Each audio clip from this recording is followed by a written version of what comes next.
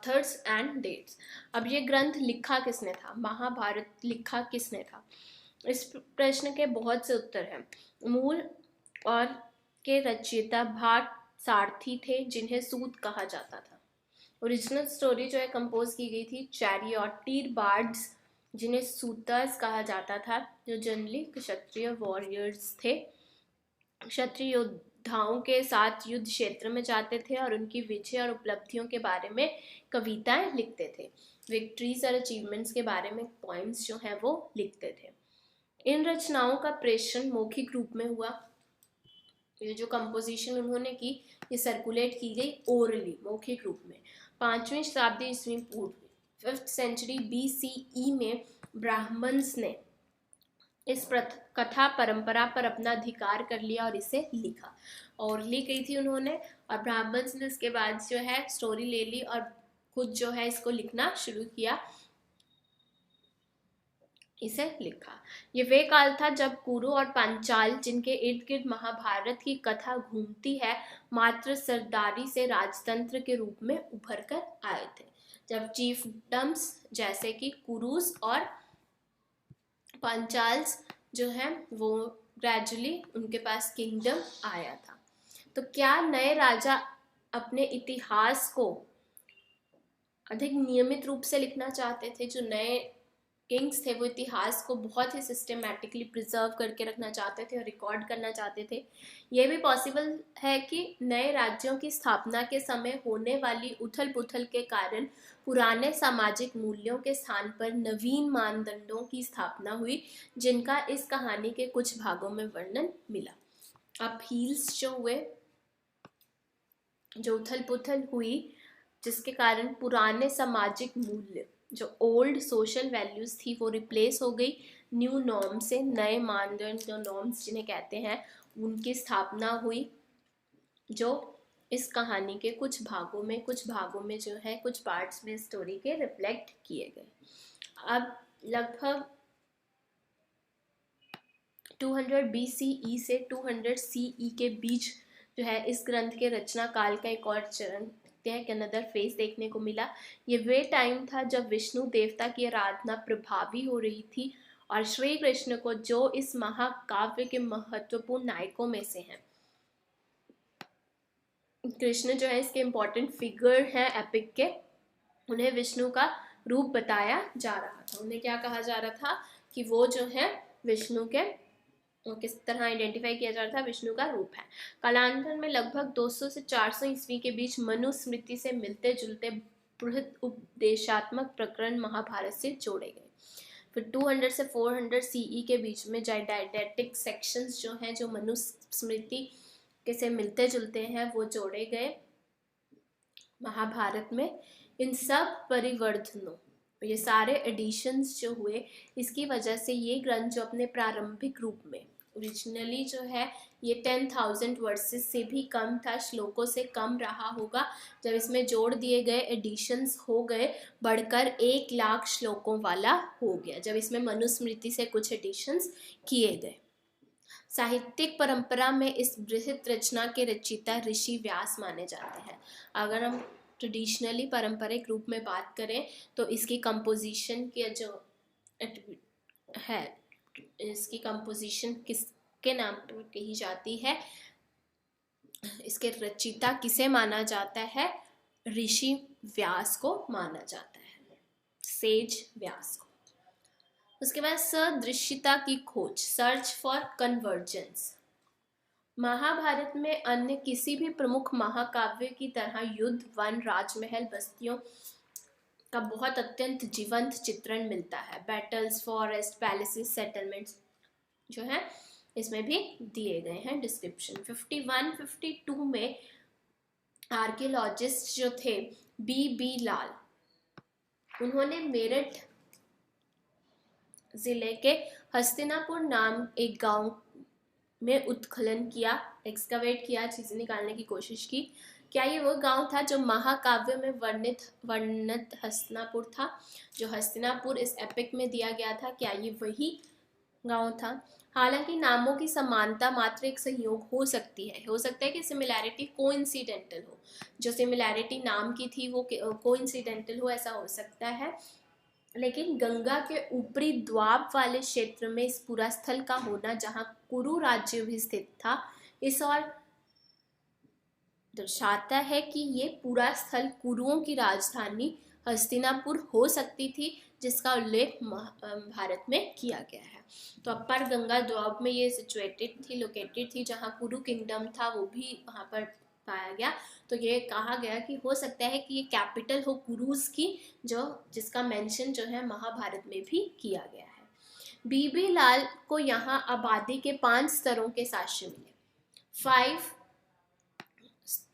Occupational levels मिले, जिनमें से सेकंड और थर्ड जो है, दूसरा और तीसरा लेवल जो है, वो हमारे विश्लेषण, हमारे एग्जामिनेशन के लिए महत्वपूर्ण है, इम्पॉर्टेंट है, इसमें हमें इंटरेस्ट हो सकता है।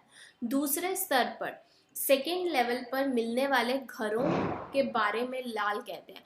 अब हाउसेस जो सेकेंड फेज में मिले, यानी कि 12 से 7 सेंचुरी BCE में जो घर मिले, इसके बारे में जो है यहाँ पर कहा गया है बीबी लाल ने कि जिस सीमित क्षेत्र का एक्सकवेशन हुआ, उत्खनन हुआ, वहाँ से आवास गृहों की कोई निश्चित परियोजना नहीं मिली, कोई प्लानिंग नहीं मिली, लेकिन मिट्टी के बने दीवारें और कच्ची मिट्टी की ईंटें जो हैं वो मिली थी। सरकंडे की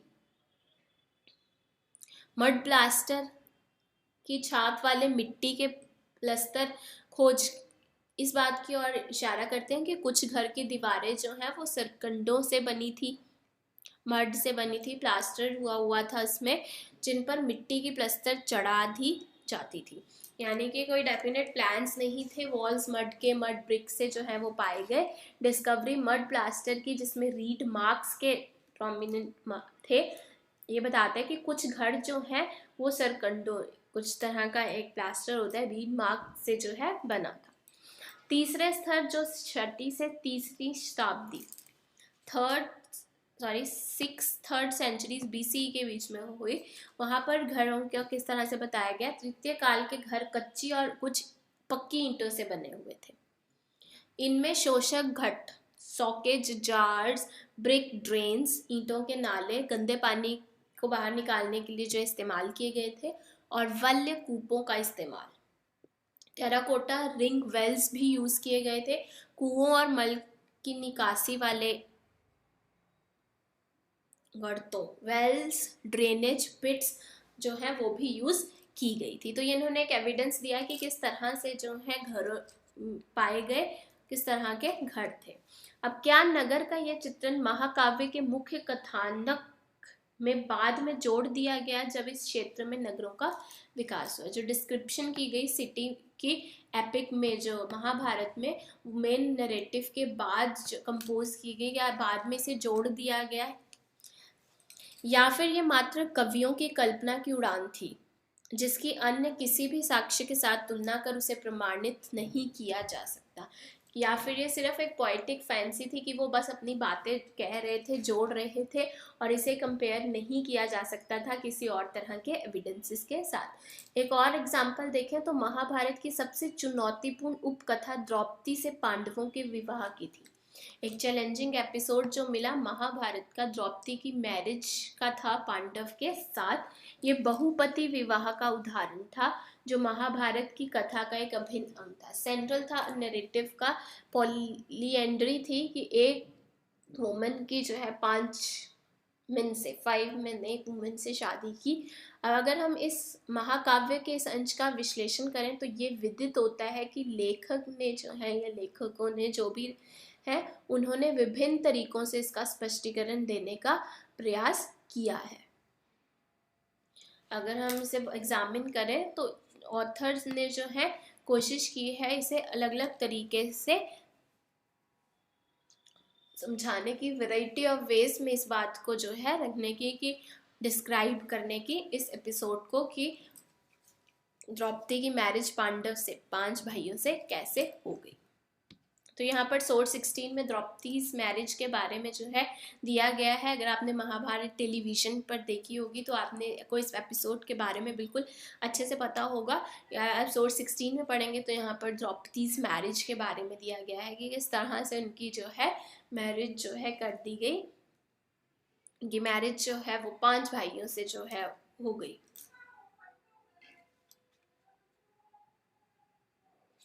द्रौपदी ने जो है प्रोटेस्ट किया था इस बात को, लेकिन सिचुएशन कुछ ऐसी थी जिसकी वजह से ऐसा हो गया। ऐसा होना नहीं था, ना वो उसमें कोई चाहता था, लेकिन अर्जुन जो था वो जीतता था वो एंड टारगेट हिट करना था, और विनर जो होगा वो जो है किंग पंचाला की बेटी द्रौपदी से जो है वो शादी करेगा। तो अर्जुन जो है इसमें जीते थे और उनको जो है द्रौपदी दे दी गई। पांडव जो है वो अब अपने मदर के पास पहुंचे, कुंती के पास, तो उन्होंने देखने से पहले ही कह दिया कि जो भी तुम लाए हो उसे शेयर कर लो। बाद में उन्होंने अपनी मिस्टेक, अपनी जो गलती थी उसे रियलाइज़ किया कि वो एक लड़की थी जिसे वो किस तरह से शेयर करेंगे, लेकिन उनकी जो कमांड थी उस टाइम पे होता था कि जो शब्द मुंह से निकाल दिया गया वो मानना ही होता था, तो वो उनकी कमांड को जो है वापस नहीं ले सकती थी। तो इतने डिलिब्रेशन, सोच विचार के बाद जो युधिष्ठिर थे, पांडव में से एक थे, उन्होंने कहा कि द्रौपदी जो है इनकी कॉमन वाइफ होगी। जब द्रौपदी के फादर थे उन्हें ये कहा गया, उन्होंने इस बात को प्रोटेस्ट किया, लेकिन सी व्यासा जो है, जो व्यास है वो वहाँ पर पहुंचे और उन्होंने कहा कि पांडव जो हैं वो रियलिटी में इनकारनेशंस हैं इंद्र के, जिनकी वाइफ जो है, ऋषि व्यास वहाँ पर पहुंचे और उन्होंने कहा कि जो पांडव हैं वो इंद्र के अवतार थे, इनकारनेशंस अवतार थे इंद्र के, जिनकी पत्नी ने ही द्रौपदी के रूप में जो है जन्म लिया था। तो इस नियति ने ही उन सबका साथ जो है निश्चित कर दिया। तो ये एक डेस्टिन्ड है कि वो उन सबके साथ के लिए ही बनी है, तो ये डेस्टिनेशन है, तो मतलब ये डेस्टिनी है, नियति है। तो व्यास ने ये भी बताया कि एक बार युवा स्त्री ने पति प्राप्ति के लिए शिव की आराधना की और खुशी के अतिरिक्त जो है, उत्साह के अतिरेक में एक के बजाय 5 बार पति का वर मांग लिया।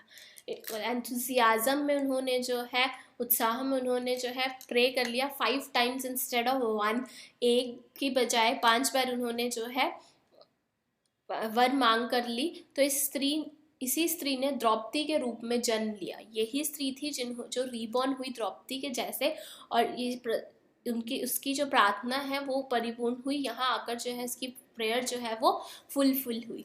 तो इन कहानियों से संतुष्ट होकर द्रुपद ने जो है इस विवाह को अपनी सहमति दे दी, कंसेंट दे दी ये कहानी सुन के। तो द्रौपदी की मैरिज के ये सोर्स जो है वो महाभारत में मिलते हैं। ये बात जो है लिखी गई है कि इस तरह से द्रौपदी की मैरिज जो है वो 5 भाइयों से, पांडव से हुई।